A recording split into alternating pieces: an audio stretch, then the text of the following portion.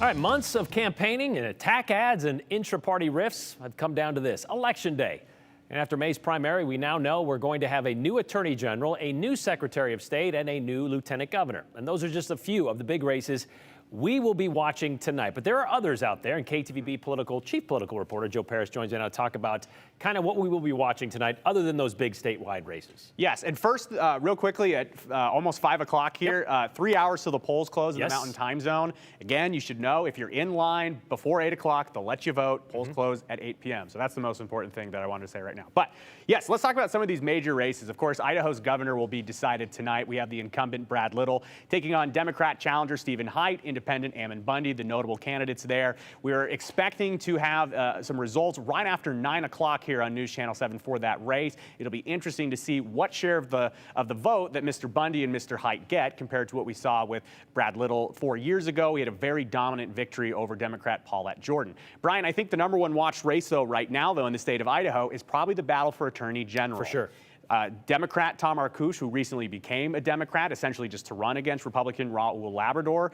Really, their race has been focused on not a single issue, but a lot of talk in the AG's race has been about abortion laws, and Idaho's changing abortion laws. And some of the conversation back and forth in that race is about extremism and what does that look like in Idaho. Arkush believes that his opponent, Mr. Labrador, is an extremist. Mr. Labrador thinks that Mr. Arkush is going too far with his comments, saying that he shouldn't be calling people extremists. So we've heard a lot of back and forth, the verbal sparring, but in terms of like policy decisions, the difference between Arkush and Labrador is very different. And the way the state would go, depending on who is the AG, I mean, you would imagine it's very significant who wins tonight. Well, this governor's race, this AG race, is kind of putting a little bit of a wedge into the Republican Party going into this general election. We saw that starting with the primary, even a little bit before, but we kind of see how that's playing out now. Yeah, and it's interesting, too, because in the Republican primary, we saw these very clear factions of traditional or old-school Republicans, the new Republicans, the more right-wing or the more conservative Republicans. And in the primary race, it's very intricate because basically each sect has their own candidate to vote for.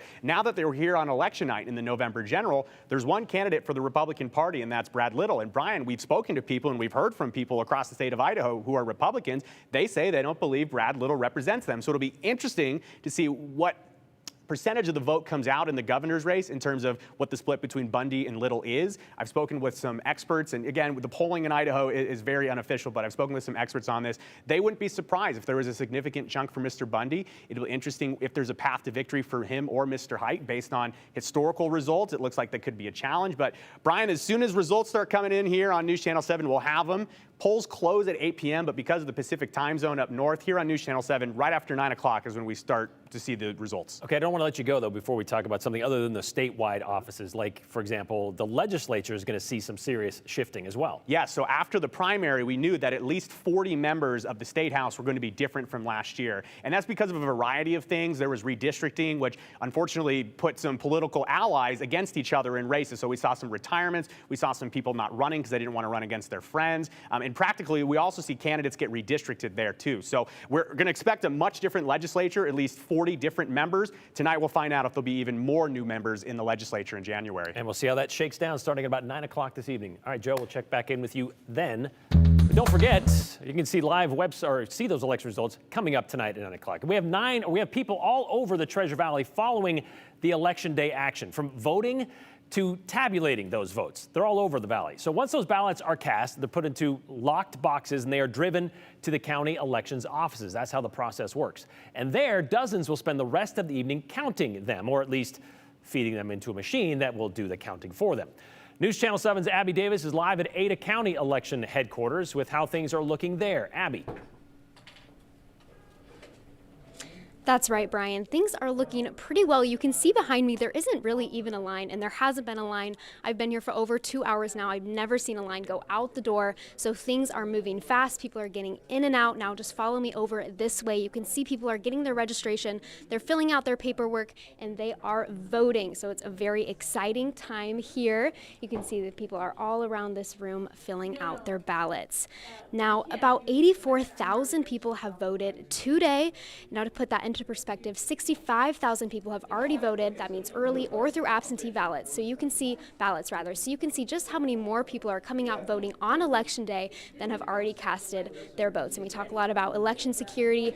Ballots are being counted. All of the absentee ballots are counted here in this office. You can go on the Ada County Elections website and you can watch the workers count those ballots and sort those ballots. So a lot of transparency here in Ada County right now. Yeah, we talked about this. As you mentioned, Abby, they've already run a test run on these machines, making sure everything's running smoothly. So they are expecting, well, smooth sailing tonight at the Ada County Elections Office. Thank you very much, Abby. But there are some places out there that are seeing some rather rough waters so far this afternoon into this evening. Let's head out to Canyon County, where it seems long lines to vote are as much a part of Election Day as those I voted stickers. That's where we find Jude Binkley live in the 2C. So how things are looking out there, Jude? Yeah, so Brian, we were just at the O'Connor Fieldhouse in Caldwell about 30 minutes ago. We got a tip that here at the Church of the Brethren in Nampa, there were very long lines. We saw a tweet that said about 350 people. And look at this line. It's wrapping around the church. It's going past us all the way back. I did speak to one gal who said that there's been about a 2.5-hour wait for some people. Not sure if that's true or not, but definitely a long line here. Over at O'Connor, we saw about 40 to 50 people in line, about a 20 to 30-minute wait. This is obviously much longer, and we're not even sure what's going on inside, but there are people waiting inside as well.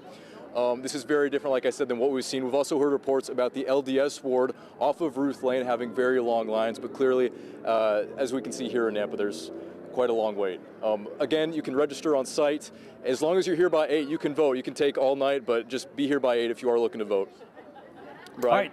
Yeah, Jude, I know between 2020 and now, I believe that precincts have kind of changed in the Canyon County area, so some people are having to go to where a lot more other people are gathering, so that kind of makes those lines a little longer. And I'm also told, I guess, the ballot there in Canyon County is a little longer than it was in the primary, so things are taking a little bit more time. Is that what you're hearing out there?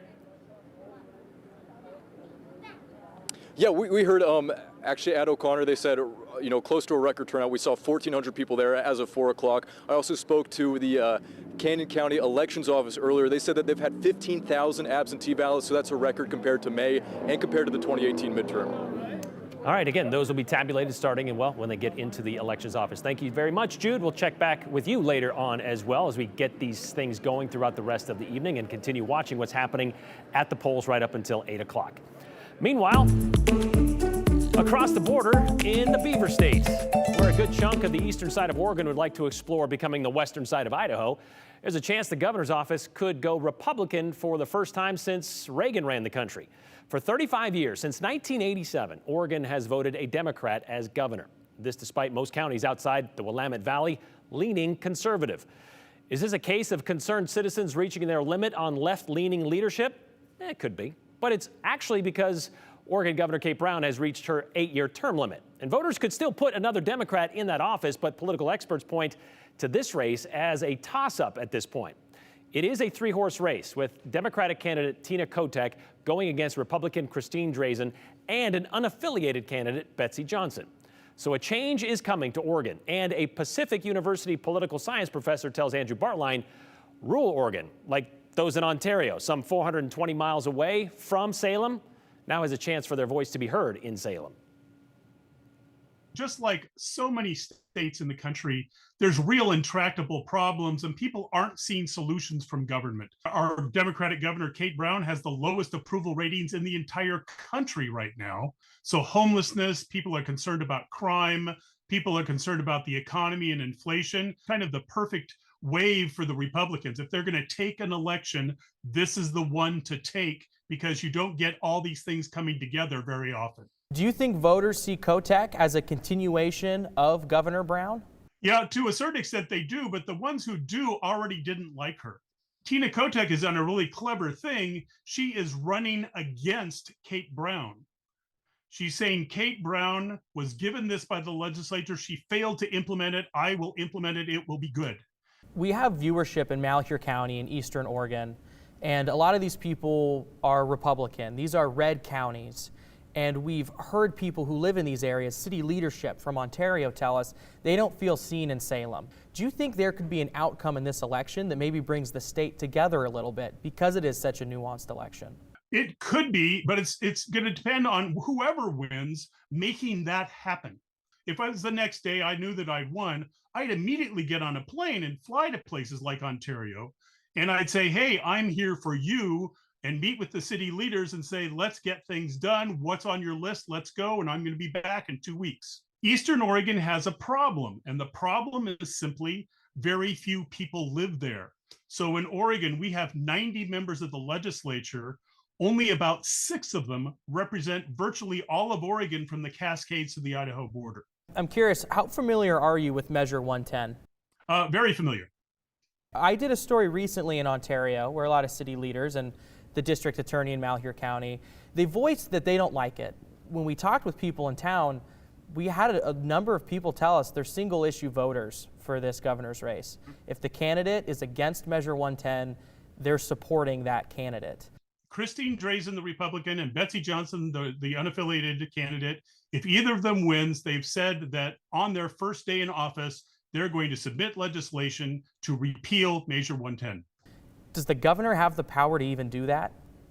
No, they don't have the power to repeal it, but they have the power to submit it as a bill to the legislature. Here's the issue with Measure 110. It was passed by the voters of the state just 2 years ago, and it passed overwhelmingly. How do you phrase it? Do you basically say voters were stupid, or the voters were misinformed?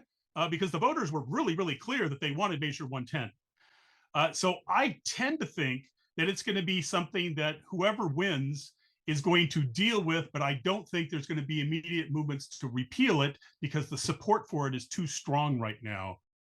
Dr. Moore says the unaffiliated candidate, Betsy Johnson, has lost support with time. She has alienated voters through supporting organizations that would include Planned Parenthood and the NRA. Moore doesn't expect playing both sides to work out too well.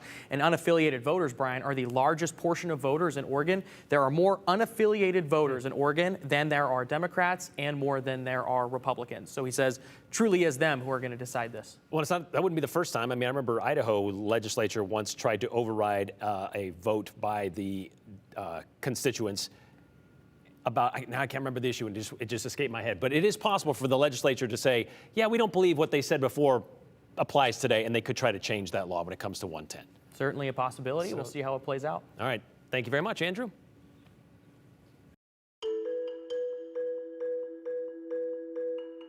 On this election day, we decided to stop by Congressman Mike Simpson's office. Oh, no. Not to talk politics. There's an even better story to be found in downtown Boise's Hoff Building and in the KTVB archives. Okay, so that's about it for our election coverage here on the 208 today, but you can still share with us your election day texts. Here's that number, 208-321-5614. Don't forget the hashtag the208 and check your spelling and keep it clean. That way, there's a chance we can share it with everyone else at the end of the show.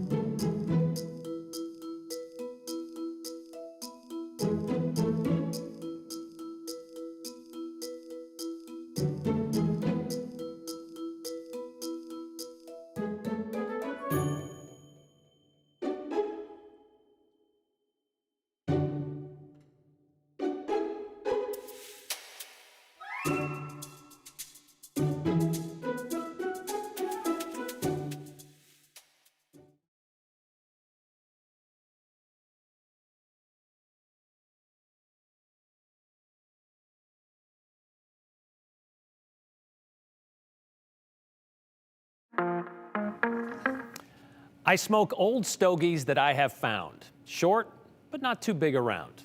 It was 58 years ago this month, November of 1964, when Roger Miller recorded his biggest hit ever. I don't even have to name the song. Just reciting that lyric and you likely know which one I'm talking about. King of the Road was such a hit. In 1965, when it was released, it won 5 Grammy Awards. And it wasn't just #1 on the country charts here in America. It was #1 in the UK and in Norway. You may be asking yourself, why are we talking about this country music classic 58 years after it was recorded today? And maybe you're remembering, isn't there some sort of connection between this song and the City of Trees? Well, 50 years ago, in 1972, Roger Miller made a tour stop in southern Idaho for the Snake River Stampede. It was then he explained to KTVB how Boise played into his hit about hobos. Boise's Hoff Building. It's one of downtown's Art Deco classics. However, it's also known for another classic. On the 6th floor, you'll find Congressman Mike Simpson's office. I don't remember what was in our office first. That's not why we're here, though. So you're familiar with the history of this place, this building? A little bit. Nikki Wallace has worked in this building on this floor for 2 decades, so she should know a little bit about it. We know it floods a lot. It does? It does. Oh, I think I've heard that. It does. We have flooding in the basement Oh. every single year. Okay, what about up here, 6 stories above ground? Are you familiar with Roger Miller? No, No. Couldn't name a song. I can't. Here's the Orange Blossom Special. Apparently, in 1972, Mr. Miller made his return to the Treasure Valley, a country concert showcasing several of his songs. You can be happy if you've a mind to. But there was one hit most of the audience was hanging on every word and note to hear. Even Nikki knows that one. Have you heard of King of the Road? Yes. Of course, everybody has. How does it King go? of the Road. Yeah. The song made Roger the king of country music for a while. There's a certain type of a song that puts you on another plateau, so to say. So King of the Road was good. It sort of elevated us a little bit. The song was born in Boise. Traders for sale are in rooms to let 50 cents. Did you hear that? The song was born in Boise. Traders for sale are in This song was born in Boise, he said. 50 cents. And not just in Boise, but in what was once known as Hotel Boise, now known as the Hoff Building. Did you know that apparently he wrote that song on this floor of this building? I did not know that. King of the road. Here's how he explained it to KTVB's Sal Selesky before the show. Give us the details of King of the Road, the inspiration for it, and how it came about. I was driving outside of Chicago one morning, and I remember it was a yellow sign. It was a weather-beaten sign that said trailers for sale or rent. It was advertising some small business in some town, whatever town was ahead.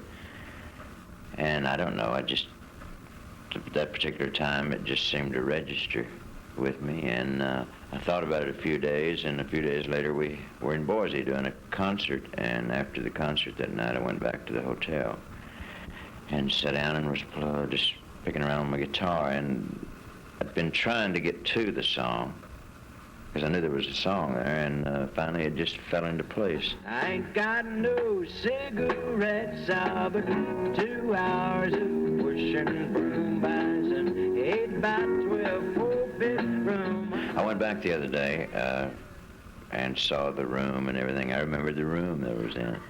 I have a very vivid memory for things. There's old room 607. I hope it becomes a famous room. The boxcar midnight train. Well, it might have been a famous room. I had no idea. No clue. Up until they renovated it in 1978 and turned the hotel into office space, of which the 6th floor now only has 3, a bit bigger than 8x12 and a bit more than 2-bit rooms. So now you'll never forget it. And I'll tell other people. Kind of like the song itself. Exactly. It'll stick in your head. It'll stick in my head. Man of means by no means, king of the road. So there you have it. You know, there have been other rumors about where King of the Road came from, what was its inspiration, where it was written. Roger Miller even apparently tweaked the story once to say it was on his way to Ontario, Canada, by way of Indiana when he came up with the idea. There was even a rumor it was written about a trailer park in Nashville, which once housed once poor country artists. But Roger Miller also apparently started the song in concerts with that line. This song was born in Boise, Idaho. There it is. King of the Road was written on the 6th floor of the Hoff building in 1964. He said it. But 8 o'clock in Boise, Idaho? No. Leonard Skinner did not write that about one night in Hotel Boise.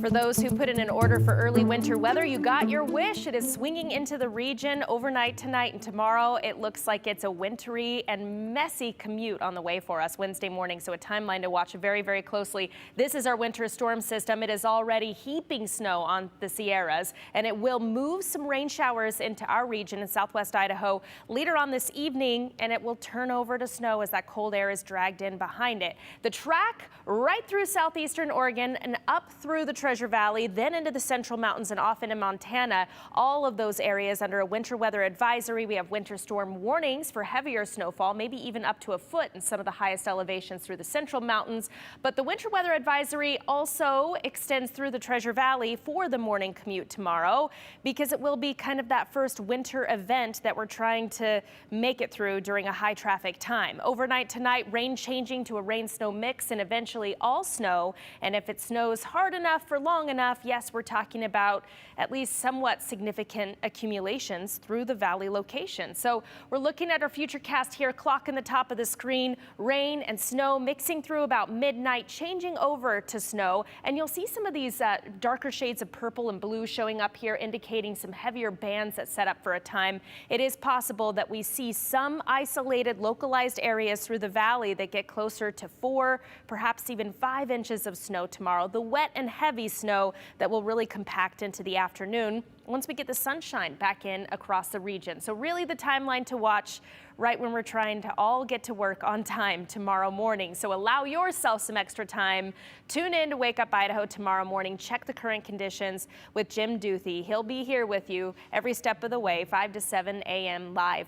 Snow potential for us around, generally speaking, anywhere from a ½ inch up to 2 inches of that wet, heavy, slushy snow. But again, as I mentioned before, some pockets where, exactly they set up is the tricky part to pin down, but some pockets that could see some higher totals through parts of the Treasure Valley.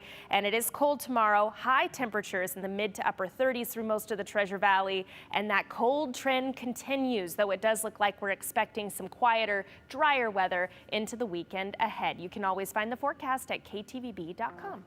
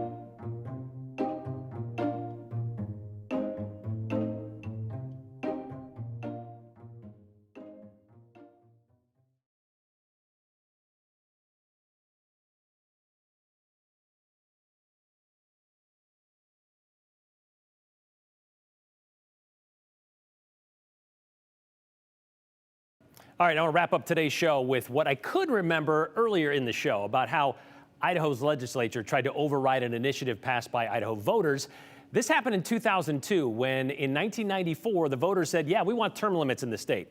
2002, the legislature said, yeah, maybe you don't. Voted against it.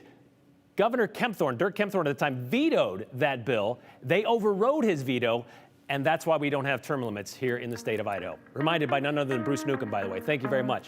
We'll see you later.